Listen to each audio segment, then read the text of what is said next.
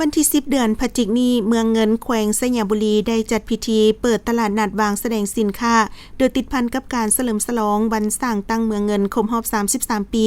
อยู่ที่เดินสวงเหืออ่างเก็บน้ำห้วยนาน้อยบ้านหลวงมีไซเมืองเงินโดยการเป็นเกียรติเข้าร่วมของท่านทองพันธ์สุขสวัสดิ์กรรมการพรรคแขวงเลขาคณะบริหารงานพรรคเมืองมีบรรดาการนำของเมืองหัวหน่วยธุรกิจผู้ประกอบการองค์การจัดตั้งบ้านและประชาชนบรรดาเผ่าภายในเมืองเข้าร่วมในพิธีทานอุ่นคำอุบลศักดิ์รองประธานคณะกรรมการปกครองเมืองได้กล่าวเปิดงานตลาดนัดและวางแสดงสินค้าในครั้งนี้ท่านได้กล่าวว่างานตลาดนัดซึ่งเป็นกิจกรรมหนึ่งในงานบุญประเพณีแข่งขันสวงเหือติดพันกับการเฉลิมฉลองวันสร้างตั้งเมืองเงินครบรอบ33ปี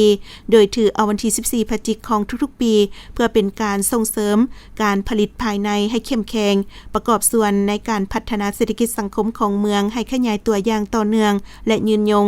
การจัดงานตลาดนัดในงานบุญประเพณีแข่งขันสวงเหือในครั้งนี้มีห้านวางแสดงสินค้าเข้าร่วมทั้งหมด57ห้านซึ่งมีมูลค่าการจราจรสินค้า 2.7 ตื้อกีบภายในเมืองจำนวน8ห้านจากต่างเมืองอ้อมข้าง2ห้านและพิเศษมีผลิตภัณฑ์สินค้าโอดอปเข้ามาร่วมวางแสดงจำนวน1ห้านมาจากเมืองเงิน1ห้าน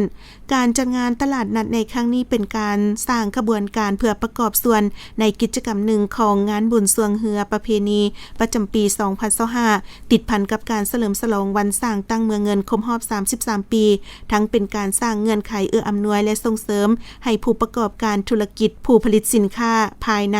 แต่ละท้องถิ่นทั้งได้มีโอกาสพบปะแลกเปลี่ยนบทเรียนซื้อขายสินค้าของตนที่ผลิตออกมาพร้อมกันนั้นก็เพื่อเป็นการแลกเปลี่ยนและทดถอนบทเรียนซึ่งกันและกันในขบวนการผลิตสินค้าของตนเองให้มีการขยายตัวได้ทางปริมาณและคุณภาพเป็นการสร้างโอกาสให้หัวหน่วยธุรกิจต่างๆได้โฆษณาผลผลิตของตน